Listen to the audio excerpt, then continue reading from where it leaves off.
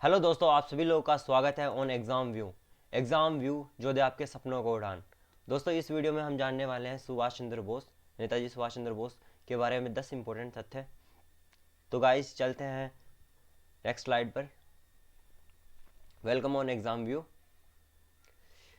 दोस्तों, नेताजी सुभाष चंद्र बोस, इनका जन्म नेताजी सुभाष चंद्र बोस का जन्म 23 जनवरी 1897 में हुआ था। यहाँ पर आप तस्वीर देख सकते हैं उनकी। आज़ाद हिंद फौज द्वितीय विश्व युद्ध के दौरान अंग्रेजों के खिलाफ लड़ने के लिए उन्होंने जापान के सहयोग से आज़ाद हिंद फौज का गठन किया था, जिसे आप इंडियन नेशनल आर्मी के नाम से भी जानते हैं।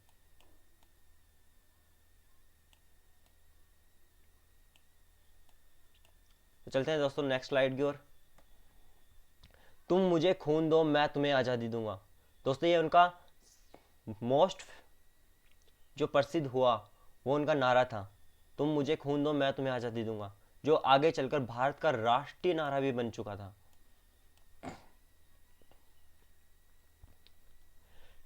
खत्म करने का आदेश। दोस्तों, जब ना वो इंडियन नेशनल आर्मी की गठन किया था सुभाष चंद्र बोस ने, तब अंग्रेज सरकार ने डॉक्टर सुभाष चंद्र बोस को ख़त्म करने का आदेश दिया था।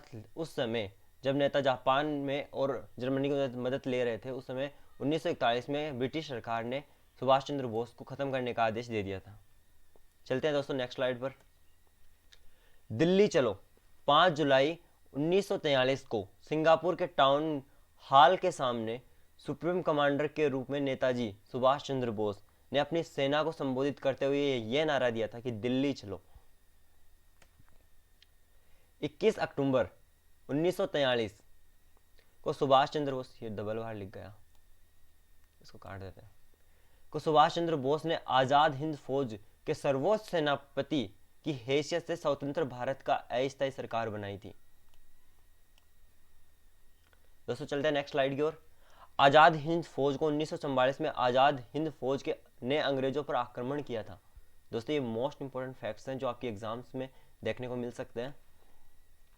और कुछ भारतीय प्रदेशों को अंग्रेजों से मुक्त करा लिया था, मतलब कुछ एरियाज थे उनको उन्होंने अंग्रेजी से मुक्त करवा लिया था, आज़ाद करवा दिया था। दोस्तों, चलते हैं नेक्स्ट स्लाइड में की ओर। कोहिमा का युद्ध। आज़ादी के लिए कोहिमा का युद्ध 4 अप्रैल 1944 से 22 जून 1944 तक लड़ा गया था। किसके अध्यक्षता में लड़ा गया था? सुभाष चंद्र बोस की अध्यक्षता में। और ये युद्ध बहुत ही भयानक हुआ था। चलते हैं नेक्स्ट स्लाइड में।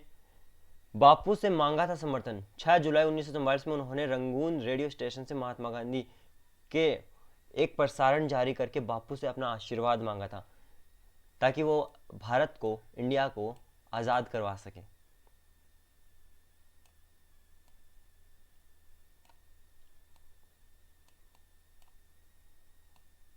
दोस्तों, चलते हैं नेक्स्ट स्लाइड की ओर। नेताजी की मृत्यु भी एक सस्पेंस है। पता है दोस्तों, भारत में रहने वाले उनका परिवार मानता है कि आज भी ये मानता है कि सुभाष चंद्र बोस की मृत्यु 1945 में नहीं हुई, उसके बाद उन्हें रूस ने नजरबंद कर दिया था। दोस्तों, चलते हैं नेक्स्ट स्लाइड की ओर। कटक शहर, यहाँ पर नेताजी सुभाष चंद्र बोस का जन्म हुआ था। 23 जनवरी 1947 को उड़ीसा के शहर कटक शहर में उनका जन्म हुआ था। उनके पिता का नाम था जानकी नाथ बोस और उनकी माँ थी प्रभावती। दोस्तों, ये एग्जाम में पूछा गया क्वेश्चन है। सुभाष चंद्र बोस के पिता का नाम क्या है? जानकीनाथ बोस। वो पेशे से एक वकील थे। सुभाष चंद्र बोस के पिता का नाम था जानकीनाथ बोस और उनकी माँ थी प्रभावती। और ये मशहूर वकील थे जानकीनाथ बोस, कटक शहर के। और अंग्रेज सरकार ने राय बहादुर किताब दिया था। किनको दिया था? जानकीनाथ बोस को, वकील जानकीनाथ बोस को। और जो नेताजी सुभाष चंद्र बोस थे वो आईएएस बनना चाहते थे और उनके पिता भी उन्हें आईएएस बनाना चाहते थे। इसी कारण से उन्होंने विदेश गए थे और उन्होंने पढ़ाई की थी। और 1920 में वो आईएएस की वरीयता में चौथे नंबर पर आए थे और उन्होंने पास भी कर लिया था। लेकिन आगे चल के उन्होंने आईएएस की जॉब छोड़ दी, उन्होंने त्यागपत्र दे दिया, लेकिन उनके दिलो दिमाग में स्वामी विवेकानंद और महर्षि अरविंद घोष के आदर्शों का कब्जा था। ऐसे में उन्होंने आईएएस बनकर वह अंग्रेजों की गुलामी कैसे कर पाते, इसलिए उन्होंने त्यागपत्र दे दिया था और नौकरी छोड़ी थी उन्होंने 22 अप्रैल 1921 को, और भारत के सचिव ई.एस. मॉन्टेग्यू को आईएएस से त्यागपत्र दे दिया था। स्वदेश वापस लौटे थे सुभाष चंद्र बोस जून 1921 में मानसिक और नैतिक विज्ञान की ट्राई पास की डिग्री के साथ स्वदेश वापस लौटे थे। इंडिपेंडेंस लीग की स्थापना किसने की थी? सुभाष चंद्र बोस ने। जवाहरलाल नेहरू के साथ सुभाष ने कांग्रेस के अंतर्गत युवकों को इंडिपेंडेंस लीग के साथ जोड़ा था। साइमन कमीशन के खिलाफ 1928 में जब साइमन कमीशन भारत आया था, तब कांग्रेस के लोगों ने उन्हें काले झंडे दिखाए थे। उनमें कलकत्ता में सुभाष ने इस आंदोलन का नेतृत्व किया था। दोस्तों चलते हैं नेक्स्ट फैक्ट की ओर। सैन्य तरीके से सलामी 1928 में कांग्रेस का वार्षिक अधिवेशन जो कहां पर हुआ था? कोलकाता में। उसके अध्यक्ष कौन थे? मोतीलाल नेहरू। इस अधिवेशन में सुभाष ने खाकी गणेश धारण करके मोतीलाल नेहरू को सैन्य तरीके से सलामी दी थी।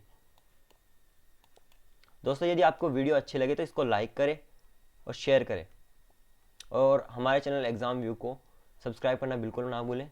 एग्जाम व्यू जो आपके दे सपनों को उड़ान। चलते हैं नेक्स्ट स्लाइड की ओर। पुलिस ने किया लाठीचार्ज 26 जनवरी 1931 को कोलकाता में राष्ट्र ध्वज फहराया था सुभाष चंद्र बोस ने, तब वहां पर एक लाठीचार्ज कर दिया था पुलिस ने, अंग्रेजी पुलिस ने। सुभाष एक विशाल मोर्चे पर नेतृत्व कर रहे थे, तभी पुलिस ने उन पर लाठीचार्ज किया था, वह घायल हो गए थे और उन्हें जेल में बंद कर दिया गया था।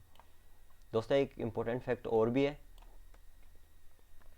भगत सिंह को ना बचा पाने का दुख सुभाष चंद्र बोस को अभी भी है था। तब जब गांधी जी ने अंग्रेज सरकार के साथ समझौता किया था, तब उन्होंने ये शर्त की थी कि सभी कैदियों को रिहा कर दिया जाए, लेकिन अंग्रेज सरकार ने भगत सिंह जैसे क्रांतिकारियों को रिहा करने से साफ साफ मना कर दिया था। गांधी जी और कांग्रेस इस बात से नाराज थे और सुभाष चंद्र बोस चाहते थे कि इस विषय पर गांधी जी अंग्रेज सरकार का साथ समझौता तोड़ दे, लेकिन गांधी जी ने अपनी ओर से कह दिया था कि वह अपने वचन तोड़ने को राजी नहीं है। अंग्रेज सरकार अपने स्थान पर अड़ी रही और भगत सिंह ने उनके साथियों को साथ फांसी दे दी गई थी, और भगत सिंह को ना बचा पाने का दुख सुभाष चंद्र बोस और कांग्रेस पार्टी से बहुत नाराज हुए थे। दोस्तों आज चलते हैं नेक्स्ट स्लाइड की ओर। सैन्य तरीके से सलामी 1928 में कांग्रेस को वार्षिक अधिवेशन में मोतीलाल नेहरू की अध्यक्षता में कोलकाता में इस अधिवेशन की में सुभाष चंद्र बोस ने खाकी गणेश धारण, मोतीलाल नेहरू। ये स्लाइड दोबारा आ चुकी है। दोस्तों चलते हैं नेक्स्ट स्लाइड की ओर।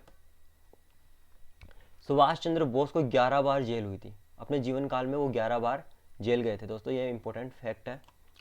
अनिश्चित काल के लिए म्यांमार के जेल में भेजा गया। दोस्तों क्यों भेजा गया? क्योंकि अंग्रेज सरकार को शक था कि बोस जो सुभाष चंद्र बोस है वो ज्वलंत क्रांतिकारियों जो मतलब दंगा फसाद करते हैं उन क्रांतिकारियों से संबंध रखते हैं। इस कारण उन्होंने बोस को अनिश्चित काल मतलब फिक्स समय नहीं था के लिए म्यांमार के मांडले कारागृह में बंदी बना लिया था। दोस्तों चलते हैं नेक्स्ट स्लाइड की ओर। डलहौजी इस दौरान बोस को तपेदिक हो गया था, मतलब ये एक बीमारी है दोस्तों तपेदिक, जिसके कारण उन्हें इलाज के लिए डलहौजी भेजा गया। यूरोप पहुंचे इलाज के लिए बोस, सुभाष चंद्र बोस यूरोप पहुंचते ही उनकी लाइफ में बहुत बड़ा परिवर्तन आया और इटली के नेता मुसोलिन बोस से उन्होंने मदद मांग ली थी, जो भारत को स्वतंत्र करने में उन्होंने काफ़ी बड़ी भागीदारी निभाई थी।